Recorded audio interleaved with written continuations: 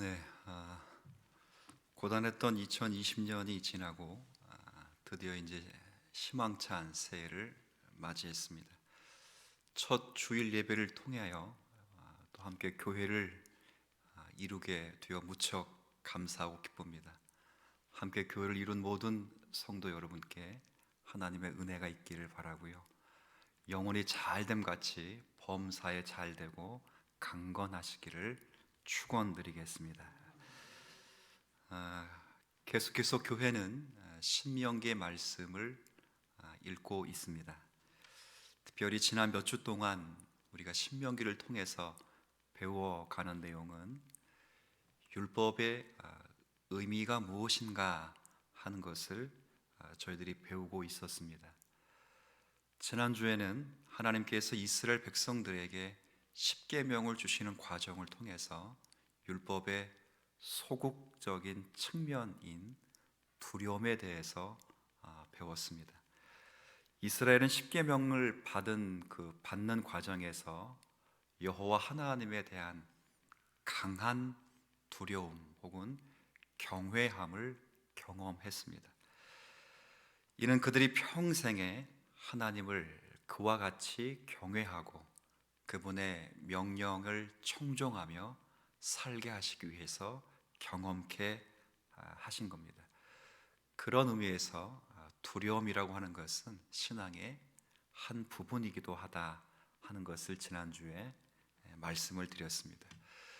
이제 오늘 본문에 이르게 되면 율법의 소극적인 목적을 넘어서 율법의 궁극적인 목적이 무엇인가 하는 것을 직접적으로 가르치는 내용이 나옵니다.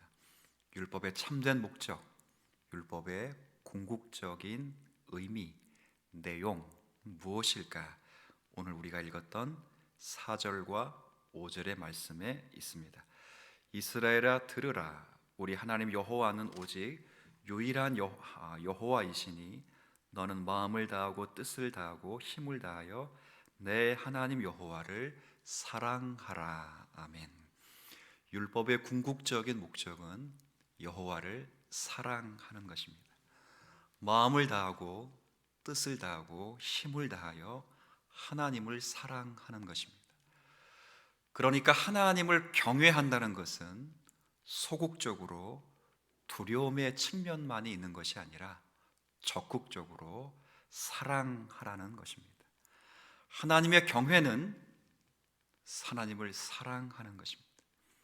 어떤 율법사가 예수님께 나와 물었습니다. 선생님, 율법의 말씀 중에 어느 계명이 가장 큽니까? 라고 물었을 때 주님이 친절하게 답을 하셨습니다.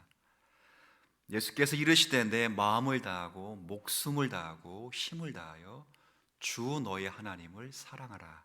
이것이 크고 첫째 되는 계명이요. 둘째도 그와 같으니 내 이웃을 너의 자신과 같이 사랑하라. 이 두 계명이 온 율법과 선지자의 강령이니라 라고 말씀했습니다. 맞습니다. 예수님께서 가르쳐 주신 대로 율법의 궁극적인 목표 그리고 궁극적인 의미와 방향은 사랑입니다. 하나님을 사랑하는 것입니다. 결단코 율법은 소극적이지 않습니다. 그래서 오늘 제목이 여호와를 사랑하라 라고 제가 제목을 정했고, 하나님에 대한 삶을 한마디로 말하라 그러면 하나님을 사랑하라 일 것입니다. 예수님 말씀처럼 마음을 다하고 목숨을 다하고 뜻을 다하여 하나님을 사랑하는 것입니다. 이거 10계명 중에 하나님에 대한 계명의 핵심적인 내용입니다. 그렇다면 성도 여러분, 우리가 어떻게 하나님을 사랑해야 할까요? 과연 하나님을 사랑한다는 것이 무엇일까요? 오늘은 이 부분을 생각하면서 좀 교훈을 받고자 합니다. 소망하기는 하나님을 사랑하는 이 방법을 오늘 본문을 통해서 확인하게 될 텐데, 이 방법과 이 사랑의 내용이 올 한 해를 시작하는 저와 여러분이 삶의 이정표로 삼으며 또 여러분들의 말씀으로 갖게 되기를 바랍니다. 본문에는 하나님을 사랑한다는 것과 관련해서 세 가지 구체적인 지침이 주어지고 있습니다. 먼저는 하나님을 사랑하는 것은 전인격적으로 나타나야 된다, 이렇게 말하고 있습니다. 여러분, 전인격적인 말이 무슨 의미일까? 아마 우리 교회 분들은 많이 저에게 들었을 거라고 생각됩니다. 전인격적인 신앙생활, 전인격적인 헌신, 전인격적인 신앙, 감사, 이런 표현을 제가 많이 여러분에게 언급돼 했습니다. 전인격적이라는 말은 사전적인 의미로는 그러니까 인격의 전체와 연관되었다, 그런 의미입니다. 좀 풀었으면 우리의 인격을 형성하는, 그리고 인격을 규명하는 모든 것, 이게 전인격적이라, 이런 말이에요. 좀 쉽게 설명하면 오늘 본문에 있습니다. 자, 5절에 보면 뭐라고 되어 있습니까? 마음을 다하고 뜻을 다하고 힘을 다하여 내 하나님 여호와를 사랑하라라고 되어 있습니다. 모든 마음, 모든 뜻, 그리고 모든 힘, 그리고 하나님을 사랑하라는 말이에요. 이게 무슨 말이냐면, 하나님을 사랑한다는 것은 삶의 어느 한 부분에만 국한되어서는 안 된다, 이제 그런 의미입니다. 우리가 사랑 그러면 보통 감정으로 이해할 때가 굉장히 많습니다. 이성 간의 사랑, 혹은 나라 사랑, 직장 사랑, 교회 사랑, 그렇게 말할 때 언뜻 우리가 듣는 것은 감정적인 부분에 포커스가 맞춰져 있습니다. 그래서 쉽게 남자가 몇 분 보지도 않았는데 난 당신을 사랑합니다, 쉽게 감정적인 부분입니다. 그러나 사랑이라고 말할 때는, 이 전인격적으로 사랑하라 말할 때는 감정으로 표현되는 한 부분만을 말하지 않는다, 그런 의미입니다. 감정은 중요합니다. 감정으로도 하나님을 사랑해야 되는데, 마음과 뜻과 힘을 다하라 그러면 어느 한 부분에만 국한되어서는 안 되고, 모든 면에서 우리의 인격을 형성하거나 인격을 정의하는 모든 면에 관해서 하나님을 사랑하라, 그런 의미입니다. 전인격적으로 표현해야 된다, 그 말이에요. 그래서 비슷한 단어가 반복되는 거예요. 마음, 뜻, 힘, 똑같은 말이죠. 사실 비슷한 말이 반복되는 것은 이 말을 통해서 어느 한 부분에만 하나님의 사랑을 국한시키지 말아라, 그런 의미입니다. 때때로 우리가 신앙생활 하다 보면요, 하나님에 대한 이 사랑이 부분적으로 그리고 파편적으로 나타나서 굉장히 다원론적인 신앙생활에 빠져가는 경우가 굉장히 많습니다. 언젠가 말끝에 주여 혹은 할렐루야라는 말을 굉장히 많이 하는 분을 봤어요. 그리고 그분이 문자를 보내시면 항상 거기에는 선고가 있었어요. 내가 능력 주시는 자 안에 내가 모든 것을 할 수 있다, 이런 선고의 말씀이 이렇게 잘 써 있어요. 근데 가만 보니까 아무런 변화가 없어요. 음담패설, 전혀 세상적인 관점. 그런데 말 끝에, 말 시작에는 주여 할렐루야 할렐루야, 문자에는 좋은 성귀를 쓰고. 그래서는 안 된다는 겁니다. 하나님의 사랑은 생각이나 말이나 행동이나 어느 한 부분에서 나타나서는 안 되고 전체적으로 표현되어야 된다, 그 이야기를 말씀합니다.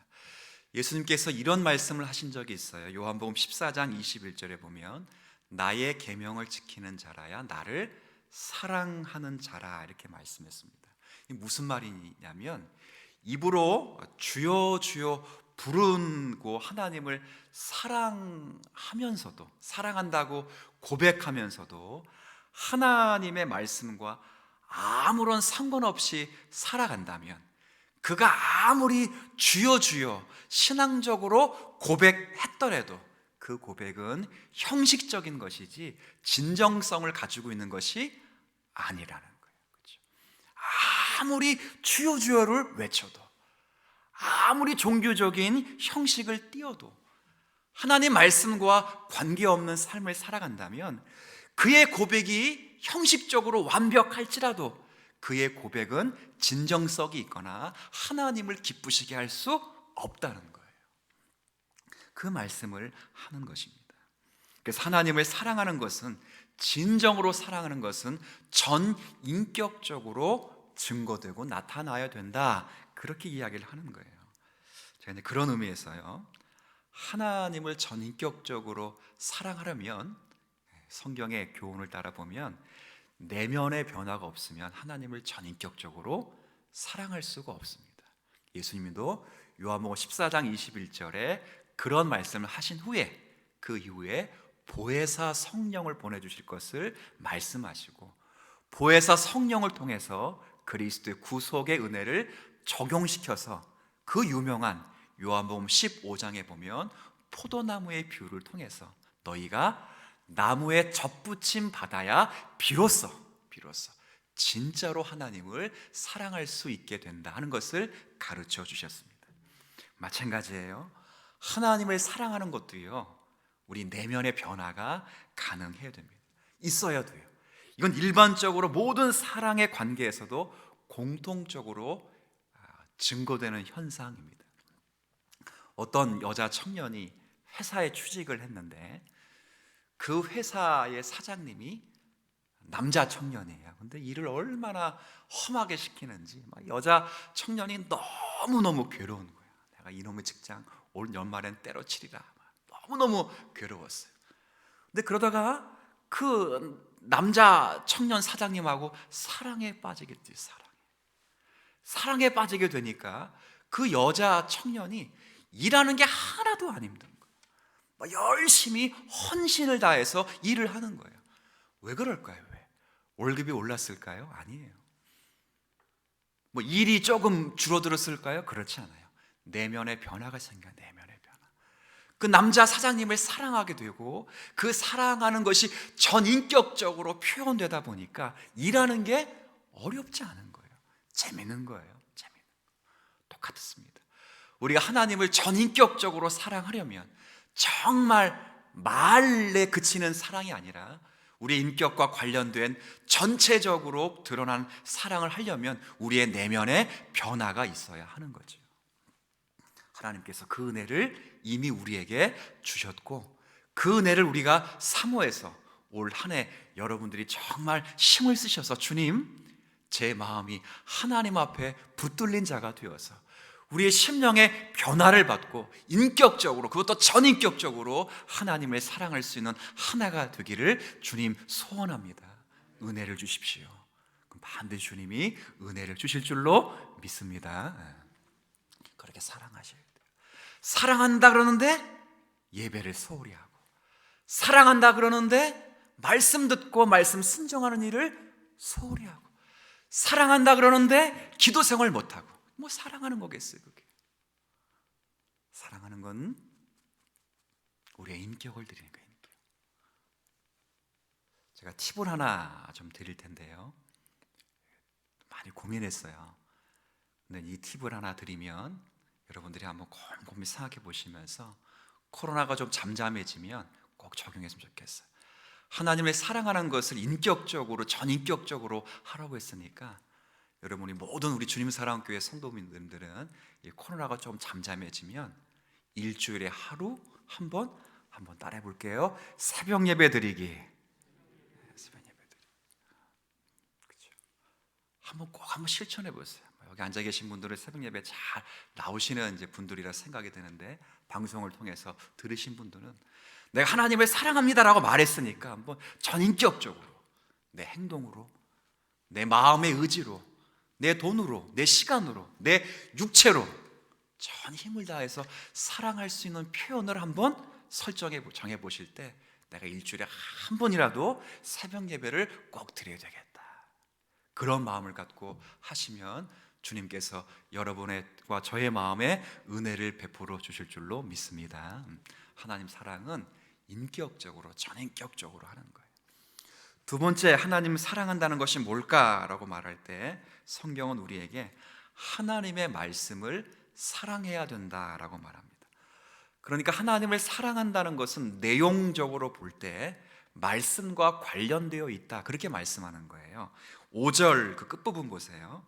힘을 다하여 5절 끝부분에 내 하나님 여호와를 사랑하라. 앞부분은 전인격적으로 사랑하라 그러고, 사랑하는데 5절 어떻게 사랑하는가? 6절 같이 읽어볼까요? 오늘 내가 내게 명하는 이 말씀을 너는 마음에 새기고, 하나님 말씀을 신비에 새기고 사랑하라, 그렇게 이야기를 하는 거예요. 말씀을 마음에 새긴다. 왜 새기죠? 제가 이제 가끔 문신하는 분들이 제법 계셔서 문신을 이렇게 보니까 지워지는 문신이 있고 또 바늘로 새겨서 지워지지 않는 문신이 있더라고요. 제가 염려가 돼서 말씀을 드리는데, 우리 교회 성도분들은 절대 문신하지 하시면 안 됩니다. 표현의 자유는 좋은데 이웃사랑을 위해서 절대 하시면 안 됩니다. 문신하는 분 보고 제가 아름답다 뭐 이렇게 생각이 전혀 안 들어요. 괜히 무섭기도 하고요.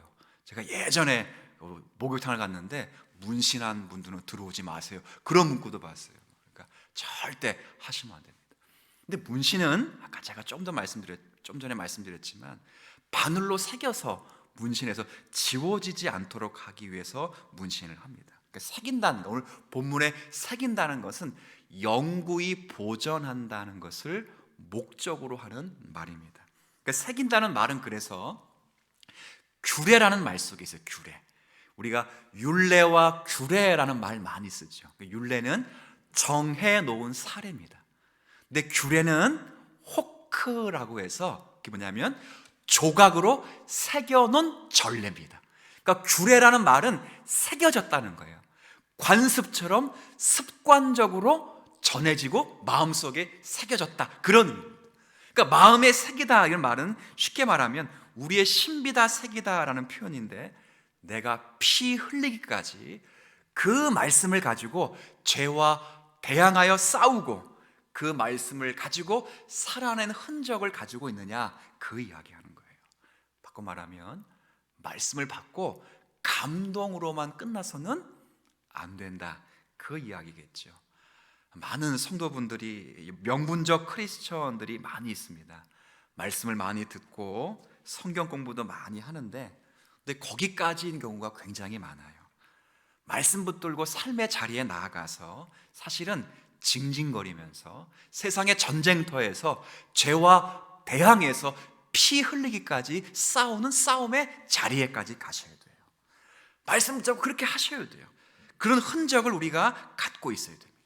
사실 저 주일날 문 안에 이렇게 들어오실 때 온 몸에 피투성이가 된 몸으로 들어오셔야 돼요.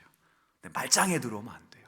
세상이라는 싸움터에서 정말 말씀 가지고 대항하며 울며 싸우며 넘어지며 분투하며 손해보며 그렇게 막 싸우시다가 들어오시면 사실은 전부 보면 다 전우들이잖아요. 너무 반가운 거예요. 막 희열을 느끼는 거예요. 내 세상에서 죄와 싸우지 않고 세상과 친하다가 교회 오면 교회에서 싸워요. 교회에서. 왜? 전우처럼 안 보이니까. 군대에서 언제 가장 전우회가 좋던가요? 유격 훈련할 때 가장 좋아요. 저는 개인적으로 혹한기 훈련할 때 가장 전우회가 좋았어요. 그렇게 세상에서 전투 훈련하면 싸워야죠. 전투하면서 훈련 받을 때 전우회가 좋아지는 거죠. 그렇게 들어오는 거예요. 그러면 성도들의 예배 자체가 감격스러운 거예요. 나만 피 흘린 게 아니고, 나만 세상에서 말씀 가지고 싸우고 손해보고 눈물 흘리고 울며 탄식한 게 아니라, 내 옆에 앉아 계신 분도 그렇게 죄와 대항하여 싸우다가 피 흘린 모습 보니까 전우회가 넘쳐서 예배 자체가 감격인 거예요. 근데 그렇게 하지 않고 세상과 친하다 오고 죄와 대항하여서 싸운 흘력 없이 피 흘린 모습 없이 교회 오니까 교회에서 싸우는 거, 교회에서. 그러면 안 돼요. 우리 주님 사랑교회 성도 여러분, 말씀을 듣는 일에만 힘쓰지 마시고 말씀을 아는 일에만 힘쓰지 마세요. 헤르만 바빙크라는 분이 하나님을 아는 지식은 굉장히 중요한데 그 지식이 우상이 될 수도 있다고 그랬어요. 우리 교회가 성경 차근차근 열심히 가르치잖아요. 그 성경과 함께 신앙 고백, 또 고백서, 교리서도 함께 가르치잖아요. 말씀 많이들 알아요. 많이들. 그 말씀을 가지고 그 말씀이 우상이 되지 않도록 그 말씀 따라 살아가면서 때로는 손해보시기도 해야 되고요, 때로는 울어보기도 해야 돼요. 때로는 징징거릴 수도 있어요. 하나님께 탄식하며 때로는 남들이 들을 때는 원망 같은 소리로 들리기도 해야 돼요. 그렇게 살아가면서 싸울 때, 교회에 올 때 정말 하나님이 우리의 눈에서 눈물을 씻어주시고 우리의 마음을 위로해 주셔서 내 사랑하는 아들이라고 권면하실 때 거기에 참된 기쁨과 감격이 있는 줄로 믿습니다. 그렇게 살아가시는 거예요. 그렇게 하나님을 사랑한다는 것은 이처럼 말씀을 마음에 두는 겁니다. 하나님의 사랑은 물질을 바치거나 찬양을 드리는 것만이 결코 아닙니다. 하나님의 사랑은 말씀을 마음에 간직하고 하나님의 말씀을 마음에 품을 때, 우리의 영혼에 품을 때 하나님의 사랑이 실현되는 것입니다. 여러분이 한국의 슈바이처 박사라고 불리는 장기려 박사님을 잘 아실 거예요. 아마 이분은 한국의 의학 발전에 있어서 굉장히 큰 공헌을 하신 분이신데, 한국의 목회자들은 이분에게 어떤 칭호를 주셨냐면 이런 칭호를 주셨습니다. 산상수훈의 모범가라는 칭호를 주셨어요. 얼마나 말씀대로 살려고 노력했는지 몰라요. 근데 이분이 사실은 6.25 동란 때 내려오신 분입니다. 북쪽에서 이제 북한 그쪽엔 평양 분이신데, 그쪽에서 우리 국군을 이렇게 치료하다가 자기도 모르는 사이에 아내와 떨어지고 5명의 자녀를 북한에 두고 차남 1명 데리고 40살이 안 되는 나이에 내려왔어요. 그리고 이제 그 평양에서 유명한 의사였으니까 얼마나 이 대한민국에서 의학 활동을 많이 하셨겠어요. 보건병원 많이 들어보셨죠? 그 병원도 개원해서 지금 많은 사람들을 케어하고 있지 않습니까? 이분이 젊은 때 내려왔으니까 수없이 많은 사람들이 이분에게 재혼을 하라고 막 강요한 거예요. 재혼. 근데 이분이 한 유명한 말씀이 있어요. 뭐라고 말씀하셨냐면, 자기가 결혼할 때 목사님이 그런 말씀을 하셨대요. 우리 둘을 앞에 세워놓고 두 분은 앞으로 100년 해로 하시기를 바랍니다. 그런 말씀을 했다는 거예요. 그래서 그 분이 뭐라 말씀하셨냐면, 제가 다시 결혼하는 건 100년 뒤에 생각해 보겠습니다. 이렇게. 그런 말씀을 하셨어요. 목사님이 하신 말씀이 100년 동안 해로하라고 했다고 100년 뒤에나 생각해 보겠대요. 그 말씀을 붙잡고 살려고 애를 썼다는 거예요. 얼마나 말씀 붙잡고 사셨는지. 이분이 요한복음 강해도 썼어요. 사실은 저는 읽어보진 않았지만 얼마나 신학적인지는 모르겠습니다. 삶의 모범으로 살려고 애를 많이 쓰신 거예요. 말씀을 그렇게 살아가야 되는 거예요. 교훈을 품고 산 사람의 모습일 거라고 생각됩니다. 하나님을 사랑하는 것은 아무리 불리하고 어려운 상황일지라도 하나님 말씀을 마음에 간직하는 것이고요, 그 말씀을 가슴에 품고 하나님을 사랑할 때 하나님이 은혜를 주실 거예요. 오늘 이 말씀을 듣는 모든 성도분들이 하나님을 전인격적으로 사랑하실 뿐 아니라 그 전인격적으로 사랑하는 그 자리에 말씀을 가슴에 품고 말씀대로 살기 위하여 고군분투하며 힘쓰는 하나가 되기를 제가 또한 주님의 이름으로 부탁을 드리겠습니다. 세 번째는요, 하나님을 사랑한다는 것이 뭘까? 그럴 때 여기 본문에 보면 신앙을 계승하는 것이다, 그렇게 이야기를 합니다. 모세는 하나님 사랑을 먼저 부모 세대가 잘 배울 뿐 아니라 자녀에게도 가르쳐야 한다, 그렇게 이야기를 합니다. 7절 한번 보겠습니다. 7절에 내 자녀에게 부지런히 가르치라. 그러니까 하나님을 사랑한다는 것이 뭐냐? 인격적으로, 전인격적으로 하나님을 사랑하고, 그리고 말씀을 신비에 새겨서 말씀대로 살 뿐이 아니라 이 말씀을 자녀 세대들에게 부지런히 가르치라는 거예요. 집에 있을 때, 그렇죠? 길을 갈 때, 누워 있을 때, 일어날 때. 8절에 너는 또, 그렇죠, 9절에 또 메고 삼고 기록하면서 가르치라, 그렇게 말씀하고 계셔요. 그렇게 말씀을 부지런히 가르치는 겁니다. 하나님을 대대로 가르치고 부지런히 가르쳐야 돼요. 하나님에 대한 이야기를 교회가 잃어버리거나 하나님에 대한 이야기를 가정에서 잃어버리면 그 교회와 가정은 무너지는 것입니다. 어느 누가 그런 말을 했지요. 이야기를 잃어버린 백성은 망한다. 그런 말이 있는데 과장된 표현이기자 그러나 굉장히 중요한 말입니다. 선대의 이야기가 없는 가정은 불행합니다. 선조의 이야기가 없는 그 백성은 굉장히 사실은 불행한 겁니다. 똑같습니다.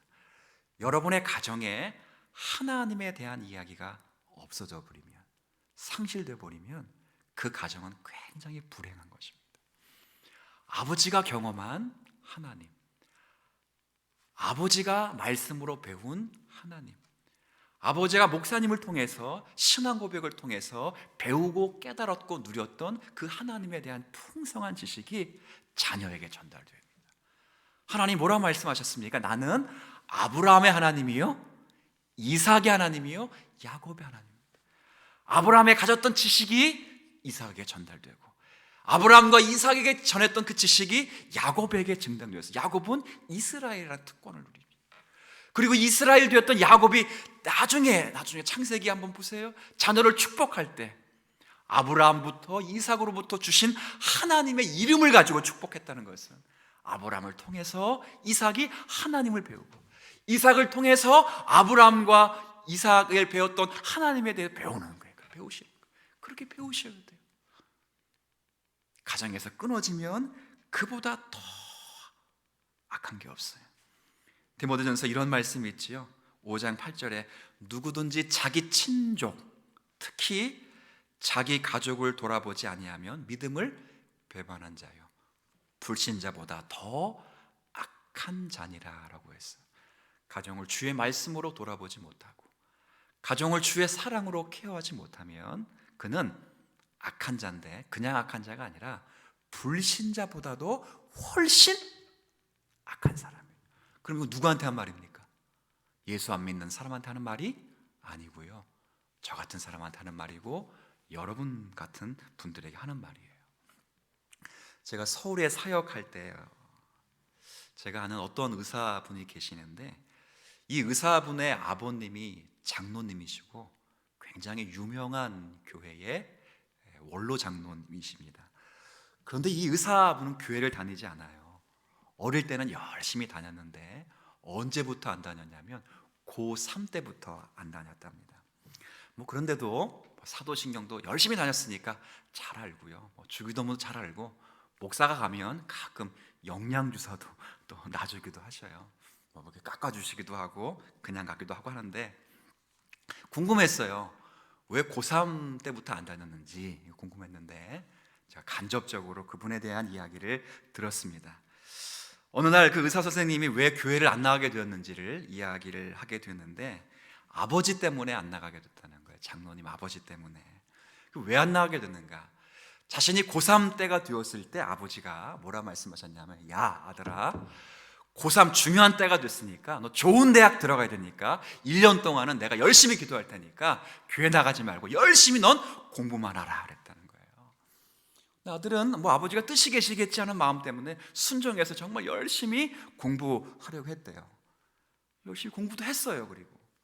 근데 조금 있다 보니까 같은 고3 아이 교회 학생들에게 우리 아버지가 뭐라고 말했냐면, 야 고3이 얼마나 중요하냐, 이때 하나님을 붙잡아야 하나님 우리를 붙잡아 주신다. 그러니까 그들에겐 열심히 공부하라 말하고 열심히 기도하고 열심히 예배드리고 열심히 나와 교회 나오라고 했다는 거예요. 자기가 들을 때 충격을 받았다는 거야. 나보고는 열심히 공부하라, 교회 나오지 말라고. 다른 애들은 지금 중요한 때니까 나와서 열심히 기도하고 예배하라. 이상한 아버지라고. 이상한 아버지. 자기가 그때부터 시험에 들었다는 거예요. 그래서 교회 안 나갔어요. 나중에 그 의사분이니까요, 서울대를 입학하고 졸업해서 유명한 의사 선생님이 되었습니다. 그러나 장로 집안의 불신자 아들이 되었습니다. 저절로 간절하게 하나님께 매어 달릴 수밖에 없는 고3 시절에 책상 앞에만 앉아 있었던 그가 어떻게 대학생이 돼가지고 자유천지가 눈앞에 있게 될 그때 하나님을 찾을 수 있겠습니까? 고3 때 그렇게 힘들었을 때도 하나님을 안 찾았는데 자유천지가 눈앞에 있고 모든 것을 마음대로 할 수 있는 그때 하나님을 찾을 리 만무하지요. 그렇죠? 아버지 장로님은 아들이 공부를 최우선으로 삼게 한 대가로 서울대학교의 의사, 멋진 아들을 얻었지만 아들이 신앙을 희생하는 그 대가로 불신자 아들을 얻게 된 것입니다. 제가 보면서 야, 정말 심는 대로 거둔다. 심는 대로. 신앙을 팔아서 서울대 입학을 사는 것보다 서울대 입학을 팔아서 신앙을 사는 것이 훨씬 중요합니다. 나중에 지옥 가면 어떡할까요? 지옥 가면.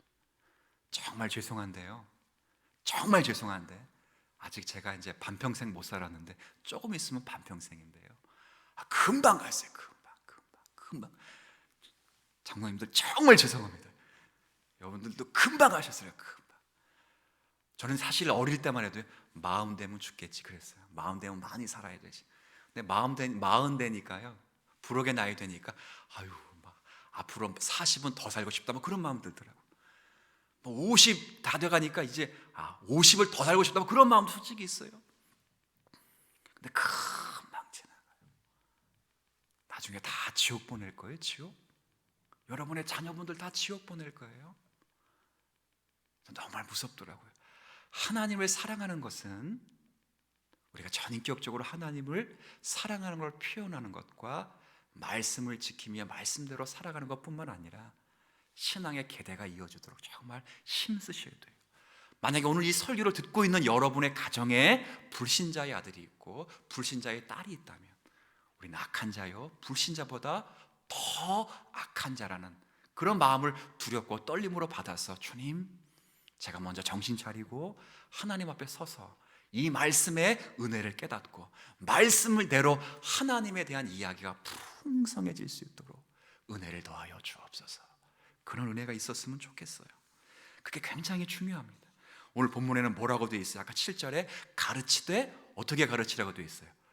부지런히 가르치래. 부지런히. 다른 일을 부지런히 잘하는데 이 일에 게을러서는 안 돼요. 게을러서는 안 된다. 신년 1월 1일 날 신문을 봤는데 나 너무 충격받았어요.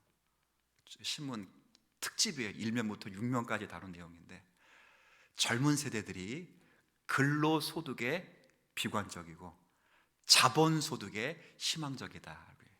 무슨 말이냐면 월급 받아가지고 평생 우리가 못 산다 그거예요.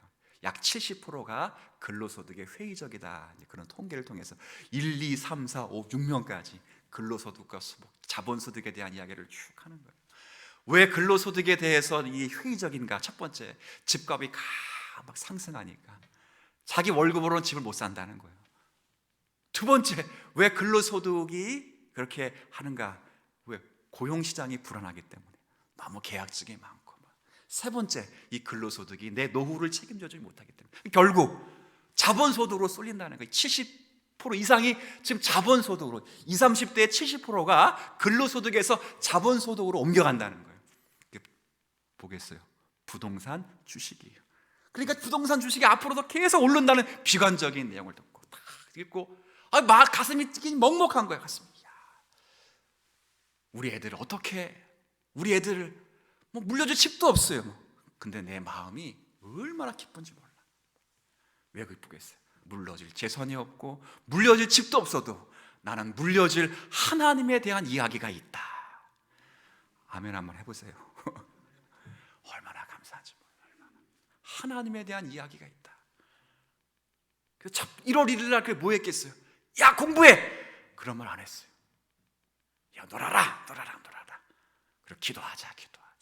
하나님 앞에 기도하자. 제가 굉장히 걱정스러워 보이십니까, 여러분? 아니시죠. 그렇게 살아가는 거예요. 하나님에 대한 이야기가 없이 서울대 의사 나오신 분. 그 아버지는 지금도 아들을 자랑스러워하는데 아들은 다닐 때마다 우리 아버지는 이상한 양반이야.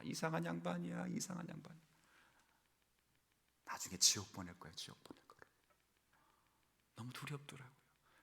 유명한 교회 원로 장로님이세요. 그것도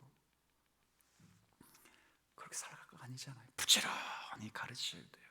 시간으로 말하면 집에 앉아 있을 때든지 길에 갈 때든지 누워 있을 때든지 일어날 때든지 하나님 말씀을 가르쳐야 되고요. 방법으로 말하면 하나님 말씀을 손목에 메어서 기호를 삼고 미간에 붙여서 표를 삼아야 되고요. 도구로 말하자면 집 문설주와 바깥문에 하나님 말씀을 기록해야 합니다.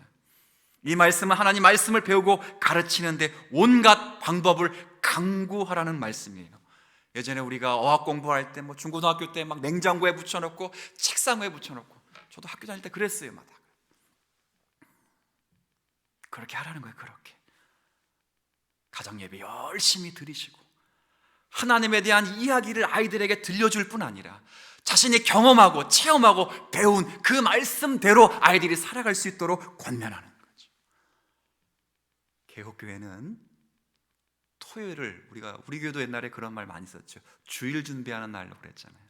개혁교회는 주일 준비하는 토요일 날 지난주 설교를 아버지가 다시 요약해서 설교하시고, 그리고 오늘 읽게 되는 이번 주 설교본, 우리 교회는 설교본이 다 정해졌어요. 다 정해져. 제가 목회 끝날 때까지 다 정해질 거예요 아마. 그걸 묵상하는 거야, 묵상. 그리고 헌금 준비해놓고 옷 입고 갈 것 앞에 걸어놓고, 그리고 일찍 재우는 거예요. 일찍 재우는 거예요. 아버지가 다 기도해주고 재우는 거예요.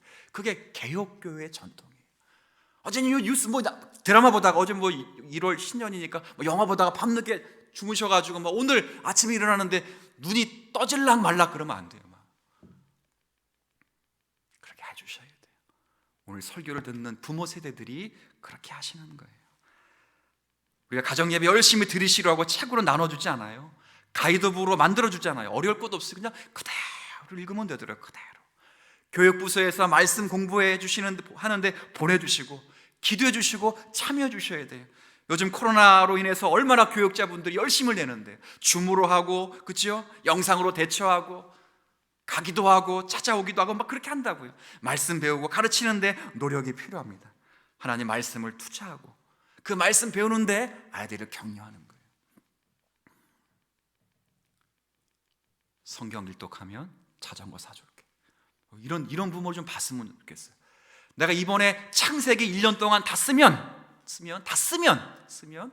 내가 너에게 컴퓨터 한 대 사줄게. 그렇죠? 내 요한복음 다 쓰면 우리 아들 시찬이 너 닌텐도 가고 싶대. 내가 사줄게. 물론 그게 좋은 방법인지는 모르겠어요. 그러나 그렇게라도 말씀을 쓰고 읽고 배울 수 있도록 부모들이 그렇게 해야 되지 않겠습니까? 그게 하나님을 뭐 하는 거라고요? 하나님 뭐 하는 거라고요? 사랑하는 거예요. 사랑하는 거.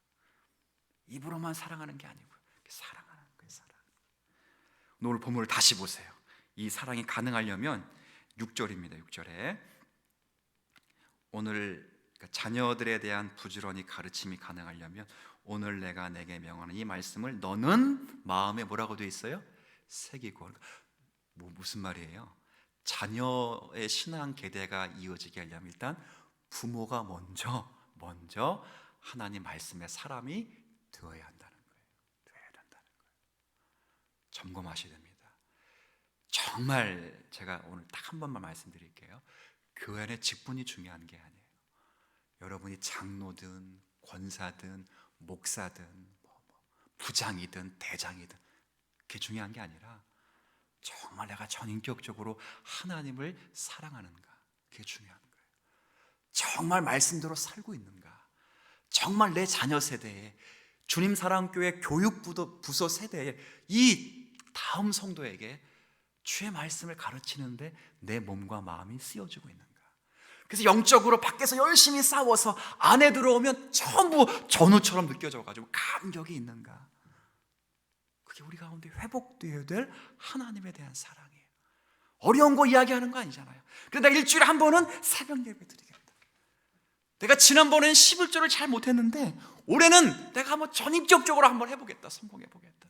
내가 말씀 일독 한번 해보겠다. 내 자녀에게 하나님에 대해서, 특별히 그리스도의 신론에 대해서 소리문답 40몇 문부터 몇 문까지 내가 가르쳐보겠다. 그렇게 결단하는 거예요. 이번은 내가 우리 아이들에게 하이델베르크 교리문답, 목사님이 예전에 설교하신 거 다시 아이들에게 가르쳐보겠다. 그런 분들. 내가 이번에는 마태복음을 아이들과 함께 읽겠다. 내가 올 한 해는 성경 구절 20구절을 아이들과 함께 암송하겠다. 그렇게 정해보면 계셔요? 근로소득, 자본소득, 막 여기에서 혹시 작년에 연말에 가서 막 주식 투자 어떻게 하는 거 책상 저도 도서 갔어요. 살까 말까 살까 말까. 제가 투자하려고 하는 게 아니라 뭘 알아야 뭐 설교할 거 아니야. 알아야 막. 하려다가 나중에 이승구 장로님께 물어보는 게 훨씬 빠르겠다 싶어서 제가 안 샀어요. 나중에 특강 한번 해주셔. 그렇게 하나를 살아가면 제가 이야기하겠지만 아까 말씀드렸지만 내 영혼이 잘됨 같이 범사에 잘되고 하나님이 강건하게 여러분을 축복해 주실 줄로 믿습니다. 이 일 잘 감당하는 올 한 해가 되었으면 좋겠습니다.